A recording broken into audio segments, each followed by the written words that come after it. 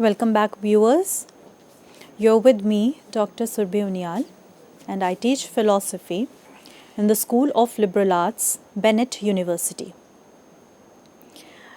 Friends, we are doing a lecture on the introduction to Indian knowledge systems from a philosophical perspective. We have with us Manisha, who's going to interpret this lecture in sign language. In the previous lecture, we discussed about what do we really mean by Indian knowledge system and how different ancient scriptures have found the basis of this knowledge system.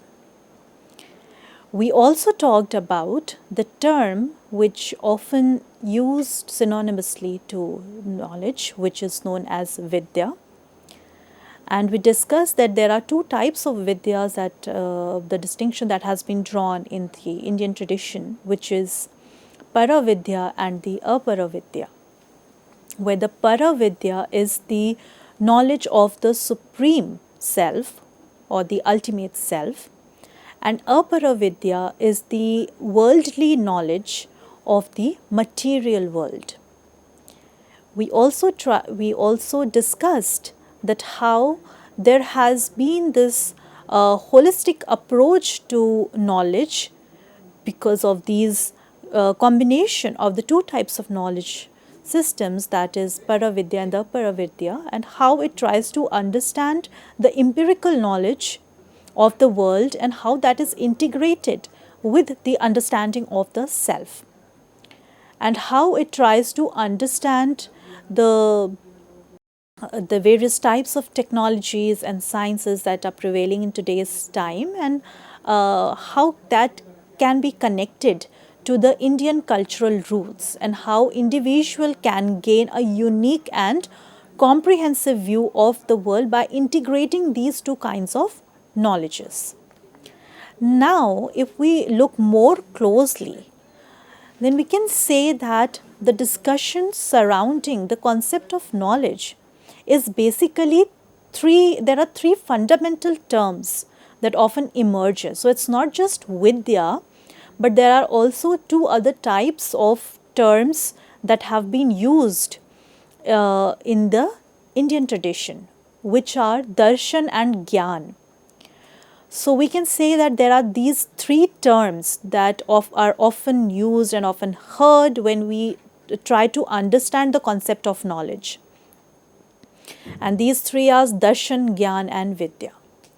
So these terms, though distinct, they are deeply connected or interconnected, and they together form the basis of Indian epistemological and the philosophical thought.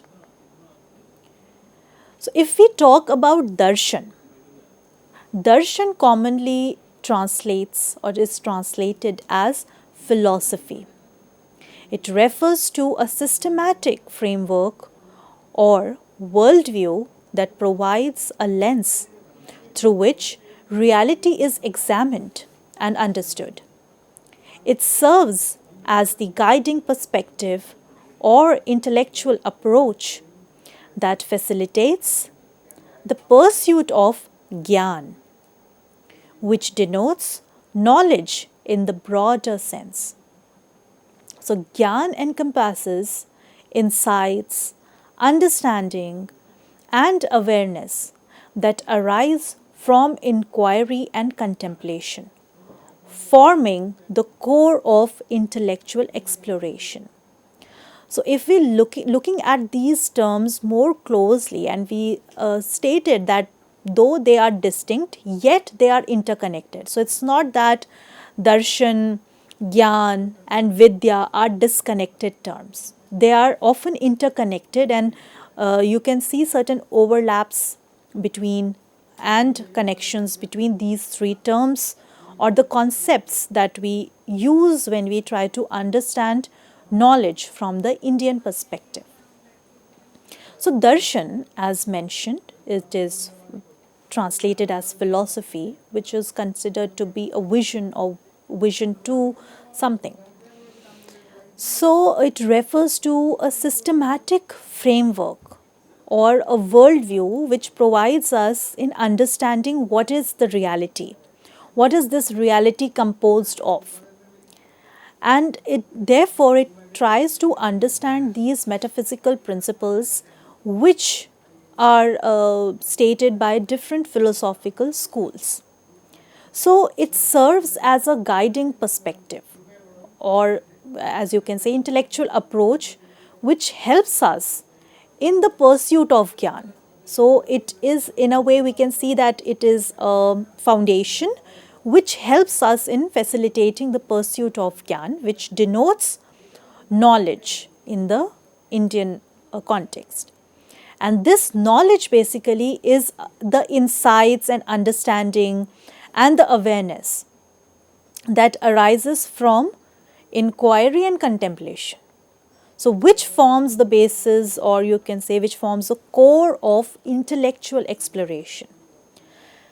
When this knowledge, particularly knowledge pertaining to specific domain or subject, is carefully organized, analyzed, and structured for purposes such as teaching, research, and reflection, it is referred to as Vidya, meaning a discipline or field of study.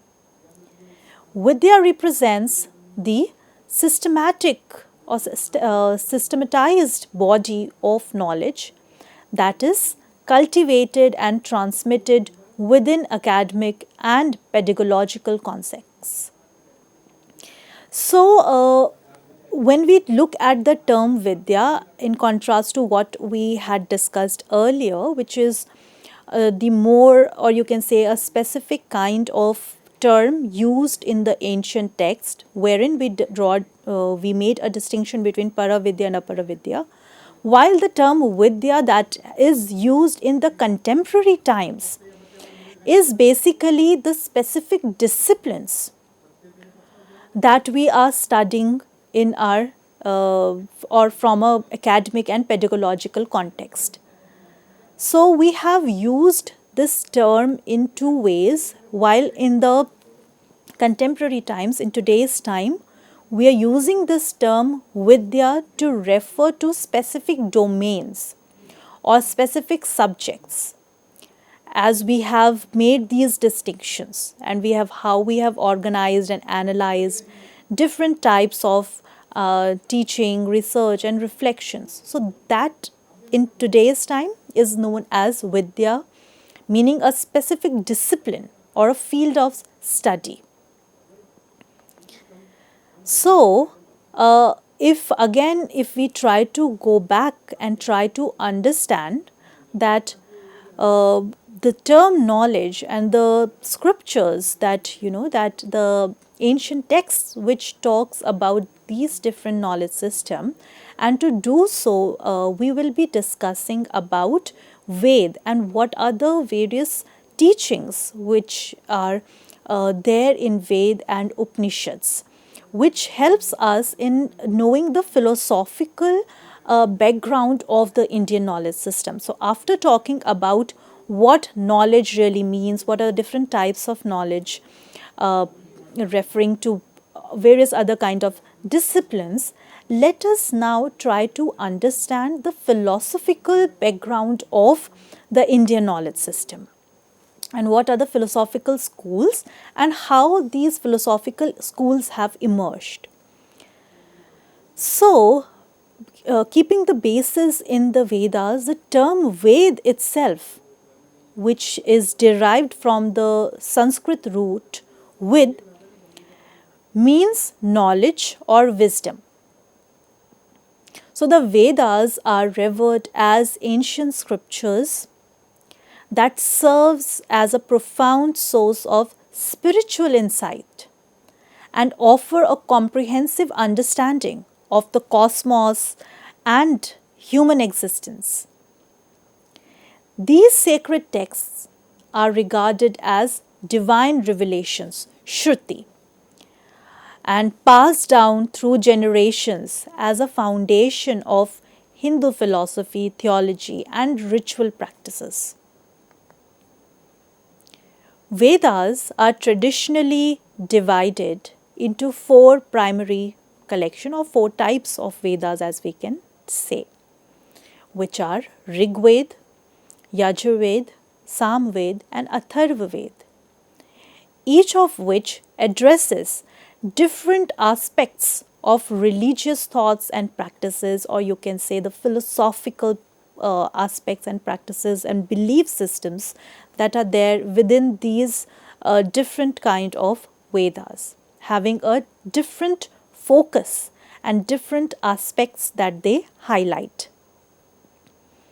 Within these Vedas, knowledge is further categorized into four distinct sections, reflecting a gradual evolution from ritualistic practices to philosophical contemplation. They are Samhitas, which is collection of hymns, prayers and praises dedicated to various deities, primarily intended for sacrificial rituals and invocations. Brahmanas, then, are the prose texts that elaborate on rituals, ceremonies, and sacrificial procedures, providing guidelines for conducting sacred rites. So, we can see that these are the two types or the two sections within the Vedas, and how their focus is on collection of the hymns, prayers which are dedicated to various deities, and specifically focused on the sacrificial aspect or the sacrificial rituals, that how it needs to be done, what are those, how are they referred to specific deities and so on. Brahmanas, which are basically the prose texts which elaborate on the ceremonies, rituals, and it provides basically the guidelines for conducting those sacred rites. The third is the Aranyakas, known as forest texts. These writings focus on meditative practices and symbolic interpretations of rituals, marking a transition from external rituals to internal contemplation. And then the fourth is the Upanishad, which is the philosophical treatises that form the concluding portion of the Vedas, often referred to as Vedant, the end of the Vedas. They delve deeply into the metaphysical inquiries about the nature of existence, the self, the Atman, and the ultimate reality, which is Brahman. So, after knowing what are the different kinds of sacrifices, rituals, prayers for specific deities, it is then told how we need to perform those rituals and how we need to perform those practices, after which it tries to understand the symbolic interpretation of those rituals. And to understand the symbolic interpretation, it's more of a transition from the external rituals to the internal contemplation, where one tries to understand internally that what does these rituals and sacrifices, what do they really interpret, and what is its significance for the individual and the self. So, it then tries to understand those practices and rituals. So, it is more of an interpretive level of understanding those rituals. The last is more philosophical, where we try to understand that what are the philosophical underpinnings of these rituals. What are the metaphysical inquiries about the nature, about the reality, about the existence? knowing the self and the Atman, and also knowing the ultimate reality, that is the Brahman, which becomes the focus of the Upanishads. And that is where we can say that the philosophical part within the Vedas is the Upanishads, because that is where we are trying to contemplate, where we are trying to understand what are the metaphysical realities. So it's more of a metaphysical inquiry that we do in the Upanishads, and therefore they are considered to be philosophical. So Upanishads, they occupy a central space in the Hindu philosophy and spirituality, addressing profound questions about the meaning of life or the nature of consciousness and the pursuit of truth. Therefore, they hold, if we talk about philosophy, then it is the Upanishad which forms the basis of the Indian or the Hindu philosophy, as we can say, because that is where it talks about the meaning of life, the notion of self, the nature of consciousness, and so on. So they explore fundamental concepts such as reincarnation, which is the cycle of birth, death, and rebirth, and the theory of karma, which is the law of moral causation, and then moksha, which is liberation from the cycle of birth and death. So these, you can say, form the basis of the teachings of the Upanishads, or the concepts, the fundamental concepts that are highlighted in the Upanishads. So these philosophical reflections, they emphasize the unity between individual self, Atman, and the universal consciousness, which is Brahman, advocating for self-realization as the key to transcending worldly illusions and attaining spiritual liberation.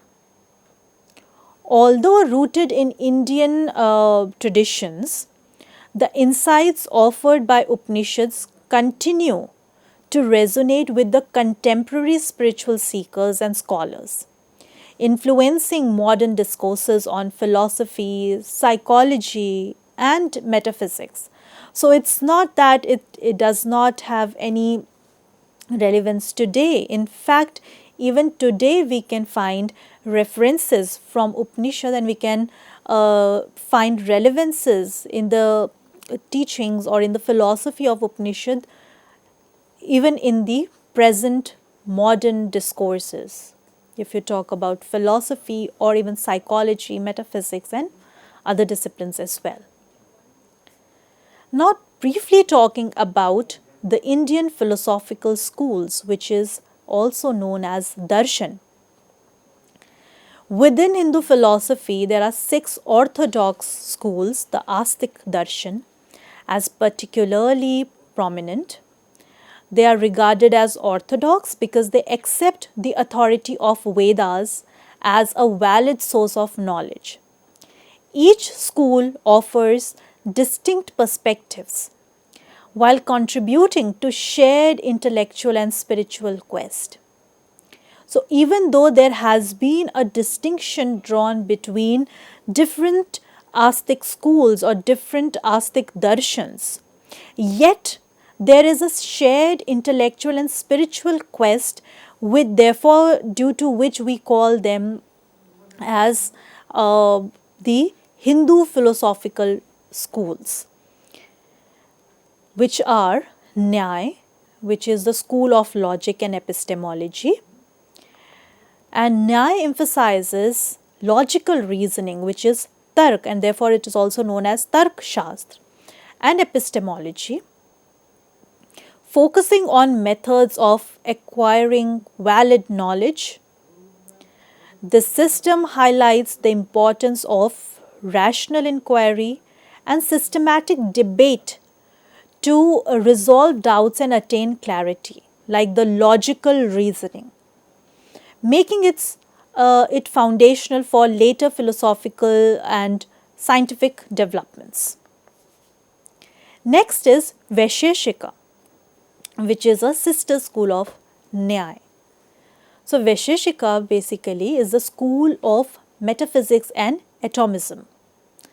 Vaisheshik is primarily concerned with ontology, that is the nature of being, metaphysics, proposing that the universe is composed of pramanu or atoms as its fundamental building blocks. It categorizes reality into 6 entities, which are substance, quality, activity, generality, particularity, and inherence, offering a systematic explanation of the physical and the metaphysical structure. Then is Sankhya. Sankhya is the school of dualism. Sankhya provides one of the oldest philosophical frameworks presenting a dualistic worldview that distinguishes between Purush, which is consciousness or the self, and the Prakriti, which is matter or nature. It posits that the universe emerges from the interaction of these two eternal principles, with Prakriti undergoing evolution through 3 gunas, sattva, rajas, and tamas. Then comes Yoga, which is the school of discipline and self-realization, closely aligned with Sankhya, therefore it can be considered as a sister school of Sankhya.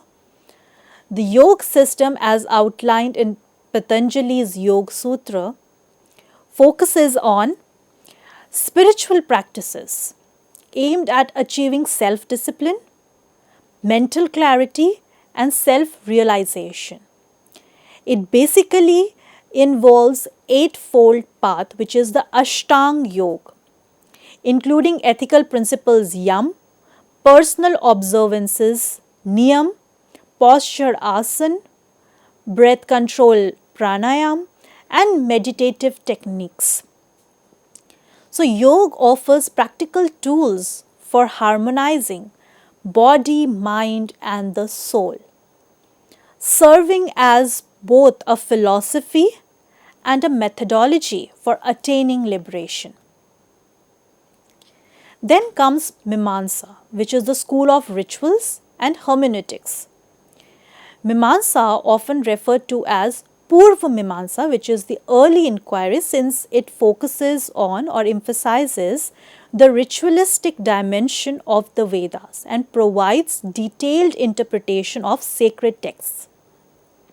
So Mimamsa basically refers to the first part of the Vedas, which are often which deals with the ritualistic aspects. So it tries to understand those rituals. Its sister school is Vedanta, which is the school of metaphysics and ultimate reality. So Vedanta, also known as Uttar Mimamsa, which is the later inquiry, is primarily concerned with the philosophical teachings of the Upanishads.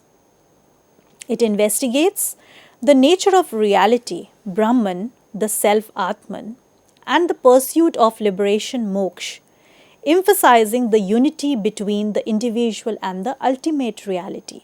So since it deals with the later part of Vedas, which is the Upanishad, therefore it is known as Vedant, which is Vedo ka Ant. So Ant as in the later part of the Vedas.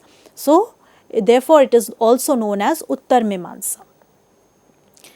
Apart from these, Indian philosophy also has 3 heterodox schools, which is the Nastic schools. The first among those is Charvak, which is a school of materialism that advocates matter as the reality and perception as the source of knowledge. Then comes Buddhism, which talks about the path of liberation through mindfulness, founded by Gautam Buddha, and it focuses upon the 4 noble truths and the eightfold path to achieve freedom from suffering. And suffering is the ultimate reality for the Buddhists. And path leading to the removal of suffering is the aim. The last is Jainism, which is the doctrine of non-violence and liberation, propounded by the different, you can say, propounded by Mahavira.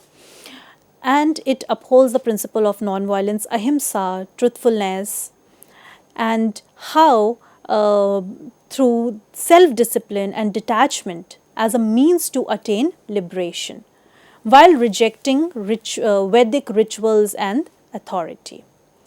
So these are the different schools of Indian philosophy which forms the basis of, or the philosophical basis of Indian knowledge system. So India has long been regarded as a cradle for spirituality and philosophy, nurturing profound intellectual and spiritual traditions for millennia.